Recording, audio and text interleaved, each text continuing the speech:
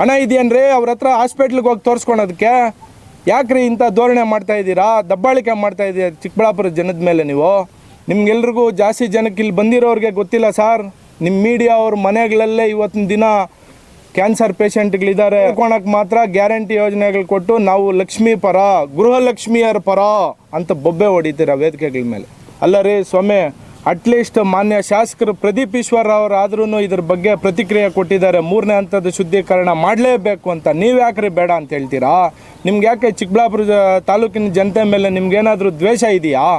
ಏನಕ್ಕಜ್ಜಿ ರಚನೀರಲ್ಲಿ ಸ್ನಾನ ಮಾಡಿಸ್ತೀಯಾ? ನಿಂದು ಯಾವ ಊರು ಅಂದರೆ ಮಗ್ತಲಿದ್ದು ಸರ್, ಆಂಧ್ರ. 3-4 ದಿನಗಳ ಹಿಂದೆ ಮಾನ್ಯ ಸಚಿವರಾದಂಥ MC ಸುಧಾಕರ್ ಒಂದು ಹೇಳಿಕೆ ಕೊಡ್ತಾರೆ, 3ನೇ ಹಂತದ ಶುದ್ಧೀಕರಣ ಅವಶ್ಯಕತೆ ಇಲ್ಲ. ಯಾಕೆ ಸರ್ ಅವಶ್ಯಕತೆ ಇಲ್ಲ? ನಾವು ಕೆರೆಗೆ ನೀರು ಬಿಟ್ಟಿರೋದು ಕುಡಿಯೋಕ್ಕಲ್ಲ, ವ್ಯವಸಾಯಕ್ಕೂ ಯೋಗ್ಯ ಅಲ್ಲ ಅಂತ ಕೂಡ ಅವರೇ ಒಂದು ಹೇಳಿಕೆಯನ್ನು ಕೊಡ್ತಾರೆ. 3ನೇ ಹಂತದ ಶುದ್ಧೀಕರಣ ತಾವು ಯಾಕೆ ಮಾಡಬಾರ್ದು? ಎಷ್ಟು ಸಲ ನಾವು ನಿಮ್ಮಲ್ಲಿ ಮನವಿ ಕೊಟ್ಟಿದ್ದೀವಿ, ಎಷ್ಟು ಸಲ ನಿಮ್ಮನ್ನು ಕೇಳ್ಕೊಂಡಿದ್ದೀವಿ, ಎಷ್ಟು ಸಲ ನಾವು ಇದು ಮಾಡಿದ್ದೀವಿ.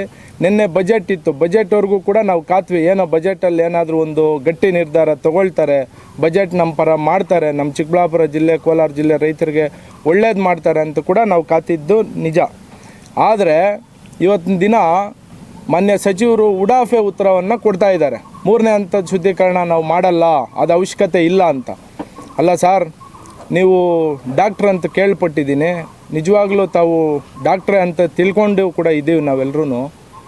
ನಮ್ಮ ಅವಿಭಾಜ್ಯ ತಾಲೂಕು ಪಕ್ಕದ ಬಾಗೇಪಲ್ಲು ತಾಲೂಕಿನ ಸುತ್ತಮುತ್ತಲಿನ ಹಳ್ಳಿಯ ರೈತರಿಗೆ ಯಾಕೆ ಸರ್ ಜನಗಳಿಗೆ ರೈತರಿಗೆ ಅಲ್ಲ ಮೇಲೆ ಮಾರ್ಕ್ ಬರ್ತದೆ?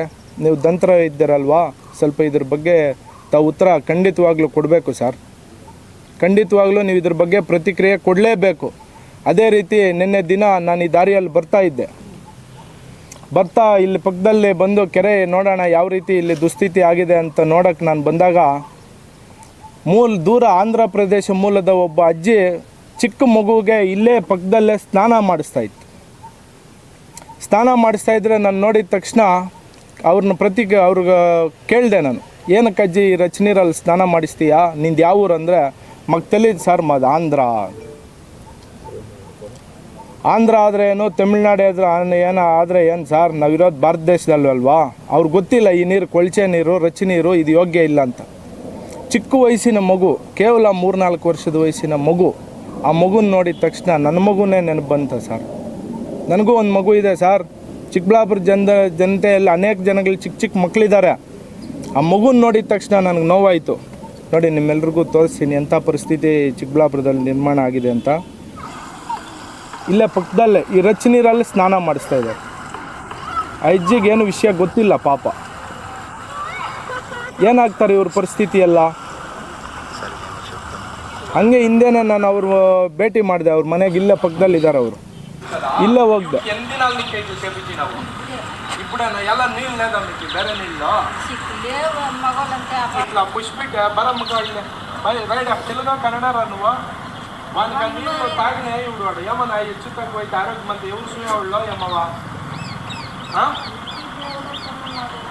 అన్నిటికీ దేవుడు వచ్చి నీళ్ళ స్నానం చెప్పినామా వానికి అట్లా చేయకూడదు.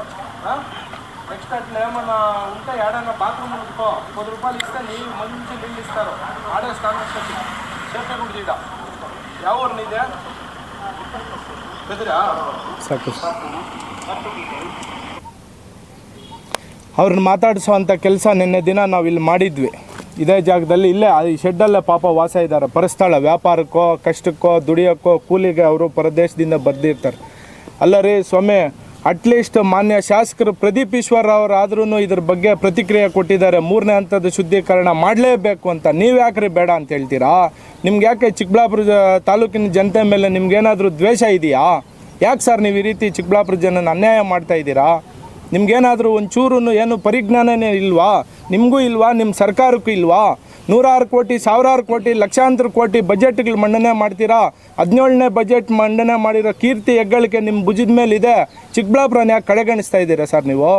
ನಿಮ್ಮಲ್ಲೇ ಅಂಡರ್ಸ್ಟ್ಯಾಂಡಿಂಗ್ ಇಲ್ಲ. ಜಿಲ್ಲಾ ಉಸ್ತುವಾರಿ ಸಚಿವರಿಗೆ ಕಂಡ್ರೆ MLA ಅವ್ರಿಗಾಗಲ್ಲ, MLA ಅವ್ರು ಕಂಡ್ರೆ ಸಚಿವ್ರಿಗಾಗಲ್ಲ. ನಿಮ್ಮಲ್ಲೇ ಅಂಡರ್ಸ್ಟ್ಯಾಂಡಿಂಗ್ ಇಲ್ಲ. ಒಬ್ಬರು ಬೇಕು ಅಂತಾರೆ, ಒಬ್ಬರು ಬೇಡ ಅಂತಾರೆ. ಈ ರೀತಿ ಸಮಸ್ಯೆಗಳು ಚಿಕ್ಕಬಳ್ಳಾಪುರದಲ್ಲಿ ಉದ್ಭವ ಆಗೋಕ್ಕೆ ಮೂಲ ಕಾರಣ, ನೇರ ಕಾರಣ ನೀವೇ ಆಗಿರ್ತೀರ. ಇವತ್ತು ನೀನು ಆ ಮಗುಗೆ ಏನಾದರೂ ಆರೋಗ್ಯ ಹೆಚ್ಚು ಕಡಿಮೆ ಆದರೆ, ಆ ಮಗುಗೆ ಏನಾದರೂ ಚರ್ಮ ಕಾಯಿಲೆ ಬಂದರೆ ಯಾರು ಸರ್ ಆಗ್ತಾರೆ? ಅವ್ರ ಕುಟುಂಬದ ಜೊತೆ ನೀವು ನಿಂತ್ಕೊಳ್ತೀರಾ? ಮೊನ್ನೆ ತಾನೇ ಪ್ರತಿಕ್ರಿಯೆ ಕೊಟ್ಟಿದ್ದೀರಾ, ನಾವು ನೀರು ಬಿಟ್ಟಿರೋ ಚಿಕ್ಕಬಳ್ಳಾಪುರ ಅಂತ HNVಯಲ್ಲಿ KCVಯಲ್ಲಿ ಅಂತರ್ಜಲ ವೃದ್ಧಿ ಆಗಕ್ಕಂತ. ಸರ್, ನಾನು ಕಳೆದ 2007ರಿಂದ ಚಿಕ್ಕಬಳ್ಳಾಪುರದಲ್ಲೇ ವಾಸ ಇದ್ದೀನಿ ಸರ್. ಇದೇ ಪಕ್ಕದ ಹಳ್ಳಿಯವನು, ನಾನೊಬ್ಬ ರೈತನು. ನಿಮ್ಮ ಪಕ್ಕದಲ್ಲೇ ಇದೆ ಬೋರ್ವೆಲ್, ಇಲ್ಲೇ ಇದೆ ನೋಡಿ ಸರ್. ನೀವೆಲ್ಲರೂ ಬೇಕಂದ್ರೆ ಆಮೇಲೆ ಒಂದು ಸಲ ವಿಸಿಟ್ ಮಾಡಿ. ಪಕ್ಕದಲ್ಲೇ ಇದೆ ಬೋರ್ವೆಲ್ಲಲ್ಲಿ ಅಂತರ್ಜಲ ವೃದ್ಧಿ ಆಗಿದ್ರೆ ನೀರು ಎಲ್ಲಿಗೆ ಹೋಗ್ತದೆ ಸರ್? ನಾವೆಲ್ಲರೂ ಮನೆಗಳಿಗೆ ಅದೇ ನೀರೇ ತಾನೇ ನಮ್ಮ ಮನೆಗಳಿಗೆ ಬರೋದು. ನಾವೆಲ್ಲರೂ ಸ್ನಾನ ಮಾಡೋಕ್ಕೆ ಫಿಲ್ಟ್ರ್ ಹಾಕ್ಕೊಂಡು ಸ್ನಾನ ಮಾಡೋಕ್ಕಾಗುತ್ತಾ? ನಿಮ್ಮ ಥರ ನಾವೇನು ಸದಾಶಿವನಗರ, RR ನಗರ ಮತ್ತು ಡಾಲರ್ಸ್ ಕಾಲೋನಿಯಲ್ಲಿ ಏನಾದರೂ ನಮ್ಮ ಮನೆಗಳಿದೆಯಾ? ನಮ್ಮ ಚಿಕ್ಕಬಳ್ಳಾಪುರದಲ್ಲಿ ಇದೇ ಪಕ್ಕದಲ್ಲಿರೋ ನಿವಾಸಿಗಳನ್ನ ಪ್ರಶ್ನೆ ಮಾಡಿದೆ, ಏನು ರಯ್ಯ ನೀವು ಇಲ್ಲೇ ಇದ್ದೀರಾ, ನಿಮಗೇನು ಅನ್ಸಲ್ವಾ ಅಂತ. ಇದೇ ಪಕ್ಕದ ಕಾಲೋನಿಯವರು ಸರ್, ನಾವು ಇಲ್ಲೆಲ್ಲ ಇರೋದು, ದಲಿತರು ಇರೋದು. ಅವ್ರ ಹತ್ರ ನಿಮ್ಮ ಥರ 1000 ಕೋಟಿ 100 ಕೋಟಿ ಹಣ ಇದೆಯಾ? ಹಣ ಇದೆಯನ್ರಿ ಅವ್ರ ಹತ್ರ ಹಾಸ್ಪಿಟ್ಲಿಗೆ ಹೋಗಿ ತೋರಿಸ್ಕೊಳೋದಕ್ಕೆ? ಯಾಕ್ರಿ ಇಂಥ ಧೋರಣೆ ಮಾಡ್ತಾಯಿದ್ದೀರಾ? ದಬ್ಬಾಳಿಕೆ ಮಾಡ್ತಾಯಿದ್ದೀರಾ ಚಿಕ್ಕಬಳ್ಳಾಪುರದ ಜನದ ಮೇಲೆ ನೀವು? ಸ್ವಲ್ಪನೂ ನಿಮ್ಗೇನಾದರೂ ಒಂಚೂರು ನಾಚಿಕೆ ಮಾನ ಮರ್ಯಾದೆ ಇಲ್ವಾ? ಯಾಕೆ ಈ ರೀತಿ ಅವಮಾನ ಮಾಡ್ತಾಯಿದ್ದೀರಾ? 3-4 ಜನ ಪ್ರೆಸ್ ಮೀಟ್ಗಳು ಮಾಡಿದ್ದಾರೆ, 3-4 ಜನ ಹೇಳಿಕೆ ಕೊಟ್ಟಿದ್ದಾರೆ, ನೀರಾವರಿ ಹೋರಾಟಗಾರರು ಹೇಳಿಕೆ ಕೊಟ್ಟಿದ್ದಾರೆ. ಖಂಡಿತವಾಗ್ಲೂ ನೀವು 3ನೇ ಹಂತದ ಶುದ್ಧೀಕರಣ ಮಾಡಲೇಬೇಕು ಅಂತ 1000 ಕೋಟಿ ಬೇರೆ ಬೇರೆ ಗ್ಯಾರಂಟಿ ಯೋಜನೆಗಳು ಕೊಟ್ಟು ಹಣ ಖರ್ಚು ಮಾಡ್ತೀರಾ? ನಿಮ್ಗೆಲ್ರಿಗೂ ಜಾಸ್ತಿ ಜನಕ್ಕೆ ಇಲ್ಲಿ ಬಂದಿರೋರಿಗೆ ಗೊತ್ತಿಲ್ಲ ಸರ್. ನಿಮ್ಮ ಮೀಡಿಯಾ ಅವ್ರ ಮನೆಗಳಲ್ಲೇ ಇವತ್ತಿನ ದಿನ ಕ್ಯಾನ್ಸರ್ ಪೇಷಂಟ್ಗಳಿದ್ದಾರೆ. ದಯವಿಟ್ಟು ನೀವು ಇದ್ರ ವಿರುದ್ಧ ಉಗ್ರವಾದ ಹೋರಾಟ ನೀವು ಕೂಡ ನಮ್ಮ ಜೊತೆ ಸೇರ್ಕೊಂಡು ಮಾಡಬೇಕು. ಮೀಡಿಯಾ ಅವ್ರ ಮನೆಯಲ್ಲೇ ಇದೆ ಸರ್. ಅದು ಒಂದೇ ಕುಟುಂಬದಲ್ಲಿ ಒಂದೇ ಮನೆಯಲ್ಲಿ 2 ಹೆಣ್ಮಕ್ಳಿಗಿದೆ. ಹೇಳ್ಕೊಳಕ್ಕೆ ಮಾತ್ರ ಗ್ಯಾರಂಟಿ ಯೋಜನೆಗಳು ಕೊಟ್ಟು ನಾವು ಲಕ್ಷ್ಮೀ ಪರ, ಗೃಹಲಕ್ಷ್ಮಿಯರ ಪರ ಅಂತ ಬೊಬ್ಬೆ ಹೊಡಿತೀರ ವೇದಿಕೆಗಳ ಮೇಲೆ. ಇವತ್ತಿನ ದಿನ ಆ ಹೆಣ್ಮಕ್ಳಿಗಿತ್ತು ಆಗೋ ನೋವು ಯಾರು ಸರ್ ಆಗ್ತಾರೆ ಅವ್ರ ಮನೆಗೆ? ಗಂಡಿಲ್ದೇ ಇರೋ ಹೆಣ್ಣು ಜೀವನ ಮಾಡ್ಬೋದು ಸರ್, ಹೆಣ್ಣಿಲ್ದೇ ಇರೋ ಗಂಡು ಜೀವನ ಮಾಡೋಕ್ಕೆ ಆಗೋದಿಲ್ಲ. ಅವ್ರ ಮನೆಯಲ್ಲಿ ಪ್ರತಿನಿತ್ಯ ಅವ್ರಿಗೆ ಅಡುಗೆ ಮಾಡಿಕೋರೆ ಅವರು. ಆಯಾಸ ಬಿದ್ದು ಹಗಲೆಲ್ಲ ದಣಿದು ದುಡ್ದು ಬಂದು ಮನೆಗೆ ಅವ್ರು ಬೆನ್ನುಜ್ಜೋರು ಯಾರು? ಅವ್ರ ಮುಖ ತೊಳ್ಕೊಂಡ್ರೆ ಟವಲ್ ಕೊಡೋರು ಯಾರು ಸರ್? ನೀವು ಬಂದು ಕೊಡ್ತೀರಾ ಅವ್ರ ಮನೆಗಳಲ್ಲಿ? ಲಕ್ಷಾಂತರ ಕೋಟಿ ಗೃಹಲಕ್ಷ್ಮಿ ಯೋಜನೆ ಕೊಡ್ತೀರಾ? ವಾರ್ಷಿಕವಾಗಿ ಕಳೆದ ಒಂದು ವರ್ಷಕ್ಕೆ 50,000 ಚಿಲ್ಲರೆ ಕೋಟಿ ಗೃಹಲಕ್ಷ್ಮಿ ಯೋಜನೆಗೆ ಹಣ ಕೊಡ್ತೀರಾ? ಏನೋ ಇವತ್ತಿನ ದಿನ ಅವ್ರ ಮನೆಯಲ್ಲಿ ದುಡಿಯೋರಿದ್ದಾರೆ. ಮೀಡಿಯಾದವ್ರ ಮನೆಯಲ್ಲಿ ಸುಮಾರು ಜನ ನಮ್ಮ ಚಿಕ್ಕಬಳ್ಳಾಪುರ ಕ್ಷೇತ್ರದಲ್ಲಿ ಯುವಕರೆಲ್ಲ ದುಡಿತಾ ಇದ್ದಾರೆ. ಅವ್ರ ಹತ್ರ ಹಣ ಇದೆ.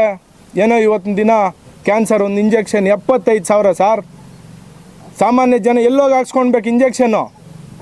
ಎಲ್ಲಿ ಕೊಡ್ತಾರೆ ಸರ್ ಸಾಮಾನ್ಯ ಜನರಿಗೆ ಇಂಜೆಕ್ಷನ್ನು? 75,000. ಅವ್ರ ಪ್ರಾಣಕ್ಕೆ ಏನಾದರೂ ಆದರೆ ಯಾರು ಹೊಣೆ? ನೀವು ಹೊಣೆ ಹಾಕ್ತೀರಾ? ನೀವು ಹೊಣೆ ಜವಾಬ್ದಾರಿ ನಿಮ್ಮ ಹೆಗಲ ಮೇಲೆ ಹಾಕ್ಕೊಳಂಗಿದ್ರೆ ಹೇಳಿ, ನಾವು ಇದ್ರ ವಿರುದ್ಧ ಹೋರಾಟನೇ ಮಾಡಲ್ಲ. ಕೇವಲ 19-20 ವರ್ಷ ಯುವಕರು ಸರ್, ಪಾಪ 19-20 ವರ್ಷ ಯುವಕರು, ಚಿಕ್ಕ ಮಕ್ಕಳು ಕಿಡ್ನಿ ಸಮಸ್ಯೆ, ಡಯಾಲಿಸಿಸ್ಗೆ ಬರ್ತಾರೆ. ಪ್ರತಿ ವಾರ ನಮ್ಮ ಜಿಲ್ಲಾ ಆಸ್ಪತ್ರೆಯಲ್ಲಿ ಮಾತ್ರ 1,000 ಜನಕ್ಕೆ ರೀಚ್ ಆಗ್ತಾಯಿದೆ ಡಯಾಲಿಸಿಸ್ ಪೇಷಂಟ್ಸು ಒಂದು ವಾರಕ್ಕೆ. ನಮ್ಮ ಈ ಚಿಕ್ಕಬಳ್ಳಾಪುರದಲ್ಲಿ ಜೈನ್ ಹಾಸ್ಪಿಟ್ಲಲ್ಲಿ ಒಂದು 700-800ವರೆಗೂ ರೀಚ್ ಆಗ್ತಾಯಿದೆ. ಡಯಾಲಿಸಿಸ್ ಮಾಡ್ಸೋಕ್ಕೆ ಇವತ್ತೇನೋ ಜಿಲ್ಲಾ ಆಸ್ಪತ್ರೆಯಲ್ಲಿ ಹಣ ತೊಗೊಳ್ಳಲ್ಲ, ಸರಿ ಹೋಯ್ತು. ಜೈನ್ ಹಾಸ್ಪಿಟ್ಲಲ್ಲಿ ಹಣ ತೊಗೊಳ್ಳಲ್ವಾ?